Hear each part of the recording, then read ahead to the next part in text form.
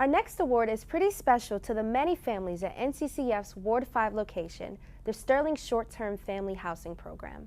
Ms. Amber Harding of the Washington Legal Clinic for the Homeless is receiving this year's Humanitarian Spirit Award for Advocacy.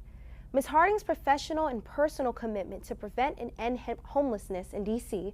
makes her an essential and valued ally of the Sterling, where she has personally nurtured and comforted vulnerable families seeking shelter.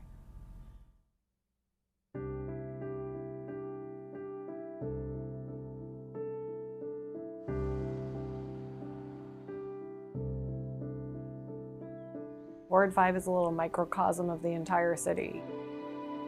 Some families are doing great in Ward 5 and you know, they're happily living in wonderful houses that they can afford and loving living in the city. Other people are struggling to live here and struggling against the pressures of gentrification, the pressures of forced displacement that come with that.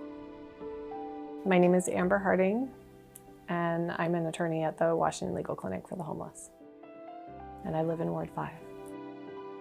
The problem of affordability is the most serious concern that people have, that prices have gone up and income hasn't matched what the real estate market's doing. I've said a lot of things to my neighbors who didn't want the shelter here. We successfully advocated to move it to this lovely residential neighborhood, and then I committed to doing the work with my neighbors to support that and happening. And you definitely saw people who came to the table with a lot of fear and myths and biases about homeless families.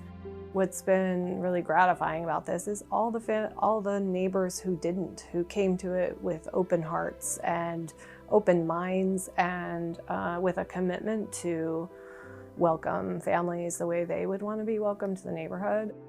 We've definitely done like school supply drives and things like that. But the first Christmas that it opened, we definitely responded to the request for gifts for the kids. The families I work with are struggling so much more to do the very basic things they need to do for their kids. And I just don't think it needs to be so hard for them. I think that they should have, it's enough to just parent. That's enough. And it shouldn't be so difficult to know where your kids are going to sleep tonight. You know, for me, it's just sort of a matter of doing the right thing.